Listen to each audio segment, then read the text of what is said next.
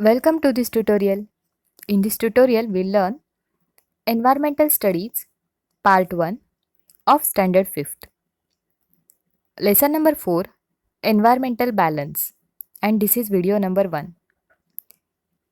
In this lesson, we'll learn the environment, the food chain, the food web, the most important food in food chains, that is plants, environmental balance. Look at the screen now. Can you see one picture there? Right? Then ask the elders in your family to take you to a riverside or to a lake or stream. Okay. काय सांगितलंय?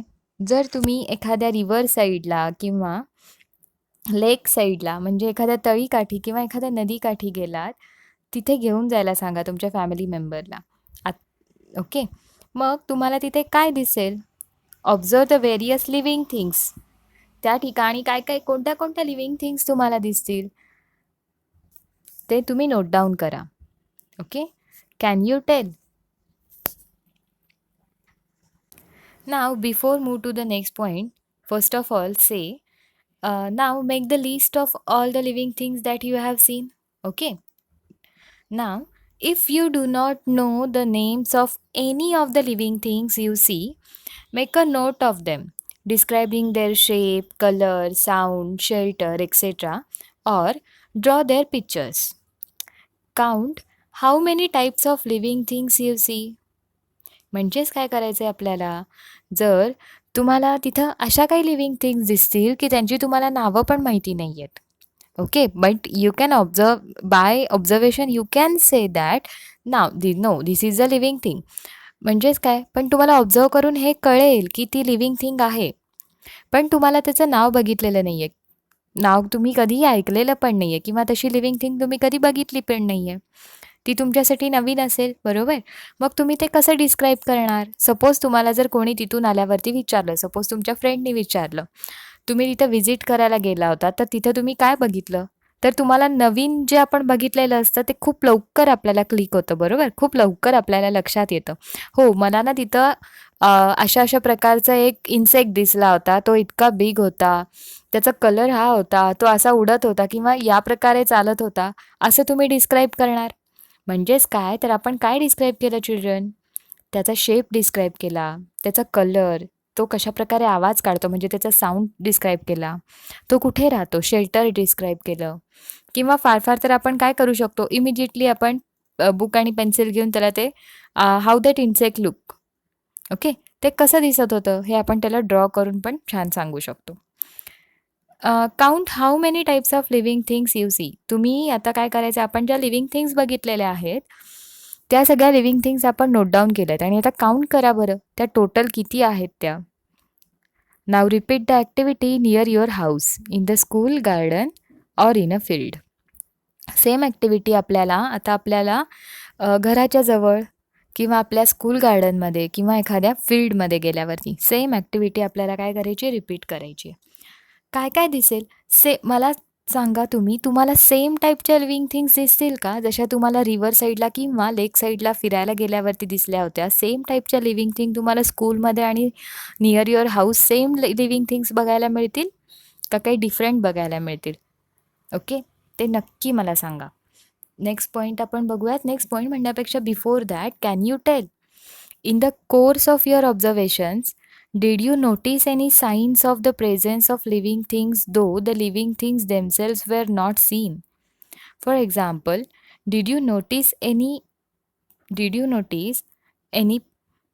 partly eaten fruits or shells, fallen feathers, animal tracks, dung, droppings, nests, cocoons, eggs, honeybees, etc.?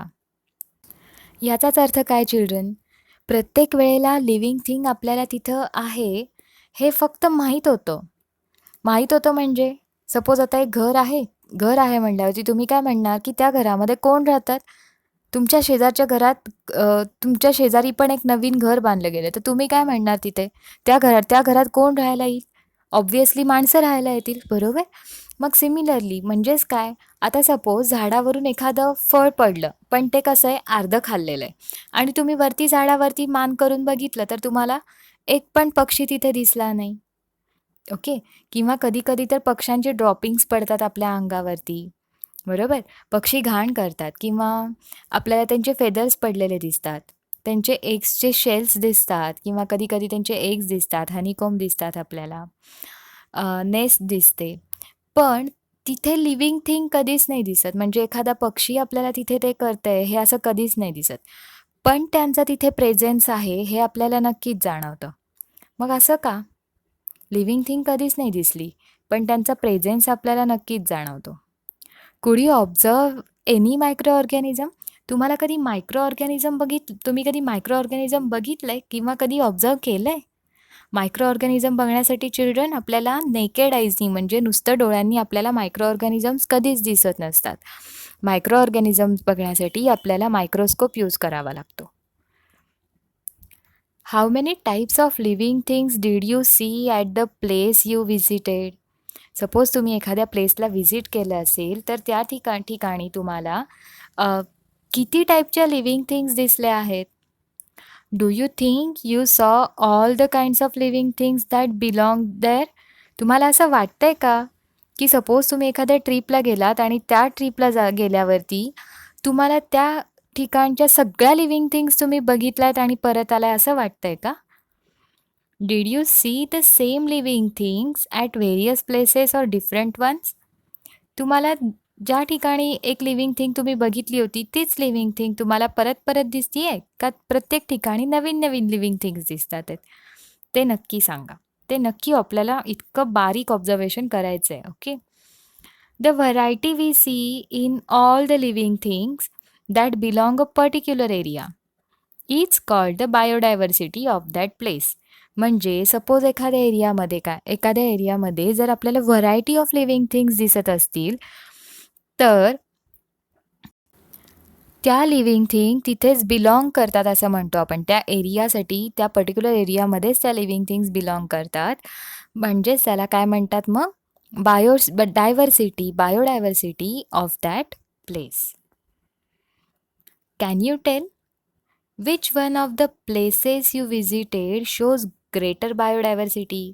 म्हणजे तुम्ही आतापर्यंत ज्या ज्या प्लेसेसना visit केली आहे ना चिल्ड्रन, त्याच्यामध्ये तुम्हाला जास्तीत जास्त डायव्हर्सिटी कुठे दिसून आली? कुठे सगळ्यात जास्त वेगळे वेगळे प्रकारचे ॲनिमल्स किंवा खूप वेगळ्या वेगळ्या प्रकारचे प्लांट्स बघायला मिळाले? आता लिव्हिंग थिंग म्हणजेच फक्त प्लांट्स का? का लिव्हिंग थिंग्स म्हणजे फक्त ॲनिमल? नाही. लिव्हिंग थिंग म्हणजे प्लांट्स आणि ॲनिमल दोन्ही पण. पण तुम्हाला त्याच्यामध्ये खूप जास्त डिफरंट टाईप्स ऑफ ॲनिमल्स किंवा प्लांट्स कोणत्या ठिकाणी बघायला मिळालेत? To study the biodiversity of a place scientist make a large number of observations. आता एखाद्या ठिकाणची जर आपल्याला बायोडायव्हर्सिटी स्टडी करायची असेल तर त्याच्यासाठी सायंटिस्ट खूप जास्त ऑब्झर्वेशन करत असतात. Okay. They make this observations in different conditions such as day and night in different seasons etcetera. मग कंडिशन्स म्हणजे काय? तर कधी डे असेल किंवा कधी ते ऑब्झर्वेशन केले ते नाईटच्या वेळेला पण करतात. मग कधी डिफरंट सीझन पण असू शकतात. They use special devices to make observations of living things that are found at great heights or depths as well as of micro organisms. They use special devices. आता त्यांना जर ऑब्झर्व करायचं असेल, observe करण्यासाठी त्यांना ऑब्व्हियसली त्यांना खूप बारीक लक्ष देऊन बघावी लागेल. त्यांची मूवमेंट कशी होती आहे, त्यांची ग्रोथ कशी होती आहे, बरोबर? लिव्हिंग थिंग म्हणजे मूवमेंट होणारे, ग्रोथ होणारे, ते फूड ईट करतात, बरोबर? या सगळ्या आपल्याला लिव्हिंग थिंग्सच्या कॅरेक्टरिस्टिक आहेत. त्या आपण नंतर नेक्स्ट टाईमला बघूयात. पण आता तुम्हाला त्यांच्यावरती बारीक ऑब्झर्वेशन करतात म्हणजे काय? तर त्यांच्यामध्ये कशा प्रकारची हालचाल होती आहे, हाईट कशी वाढती आहे, हे सगळं त्यांना ऑब्झर्व करावं लागतं. ओके. आणि that are found at a great height. कधी ते ग्रेट हाईटवरती ऑब्झर्व करतात किंवा डेप्थ ॲज वेल, कधी कधी ते मायक्रो ऑर्गॅनिझमसुद्धा ऑब्झर्व करतात. Observation of many scientist are brought together and studied again. मग खूप सायंटिस्टनी जर एकाच स्पेसीजवरती किंवा एकाच इन्सेक्टवरती खूप सायंटिस्टनी जर ऑब्झर्वेशन केलं असेल तर त्या सगळ्यांचं ऑब्झर्वेशन काय केलं जातं, एकत्र केलं जातं आणि परत त्याच्यावरती स्टडी केला जातो. Only when all such efforts are made over a long period of time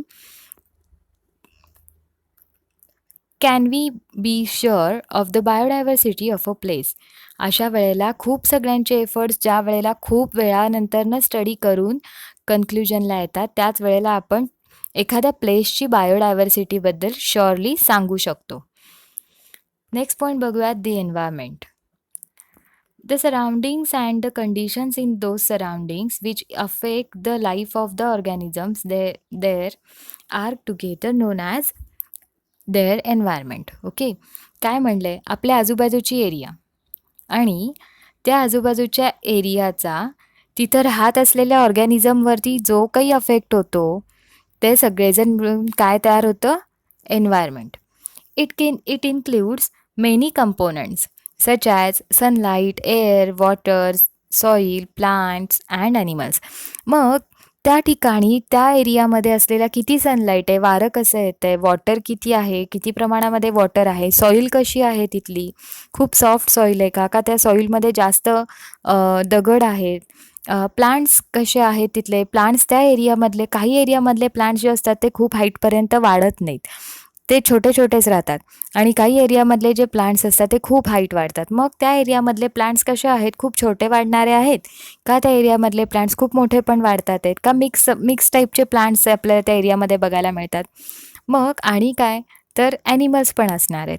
मग ते कोणत्या टाईपचे ॲनिमल्स आहेत, हे सगळं त्याच्यामध्ये इन्क्ल्यूड होतं. कशामध्ये, एन्व्हायरमेंटमध्ये. Living and non living things are dependent on each other. Living आणि नॉन लिव्हिंग थिंग हे दोन्ही पण एकमेकांवरती चिल्ड्रन डिपेंडंट असतात.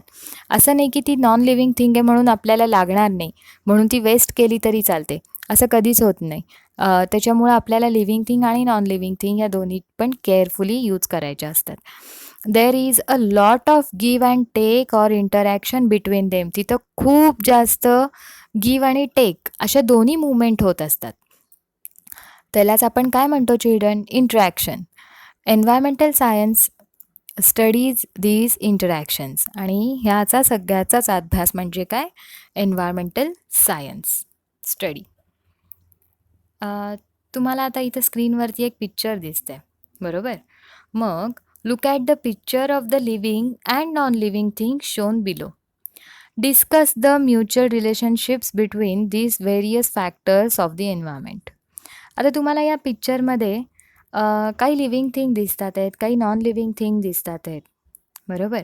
मग मला सांगा तुमचं त्याच्यामध्ये इंटरॅक्शन असं काय दिसेल, काय इंटरॅक्शन दिसतंय तुम्हाला.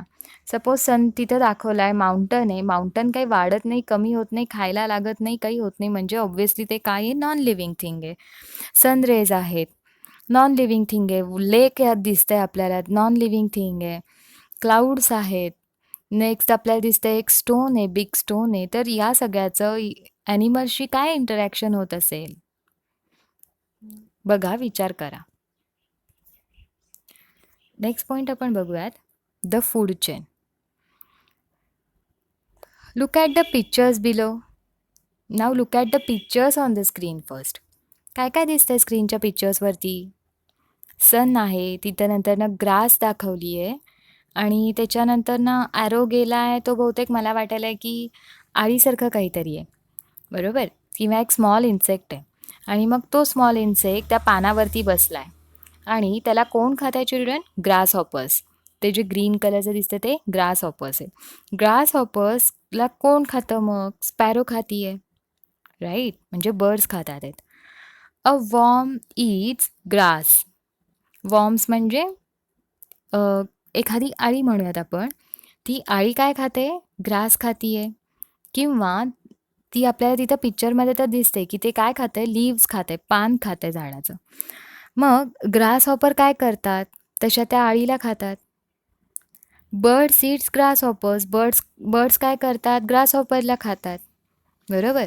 पण सर्वात सुरुवातीला इथं जी वॉर्म त्या ग्रासवर बसली होती, ते ग्रास काय केलं, त्या ग्रासनी काय कसं फूड तयार केलं, तर त्यांनी फूड कुठून तयार केलं चिल्ड्रन, सनपासून तयार केलं.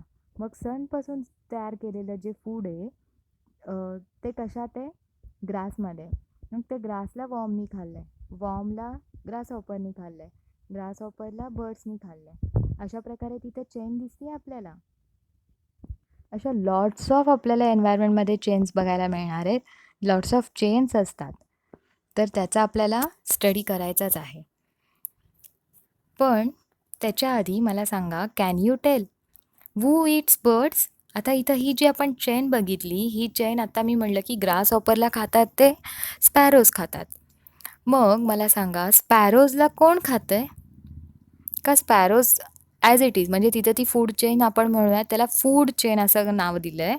कारण एकावरती दुसरी जी थिंग आहे ती डिपेंडंट आहे. त्याच्यामुळे फूड आहे आणि त्याचं कशासाठी, तर फक्त अन्नासाठीच म्हणून त्याचा उपयोग होतोय, म्हणून आपण त्याला तिथं नाव देतोय फूड चेन. मग बर्ड्सला कोण खातंय विचार करा. What is the food of plants? मग प्लांट्सचं फूड काय आहे? या सगळ्याचा विचार करायचा आहे आपल्याला. आपण या लेसनचा नेक्स्ट पार्ट नेक्स्ट लेक्चरला बघूयात. थँक्यू.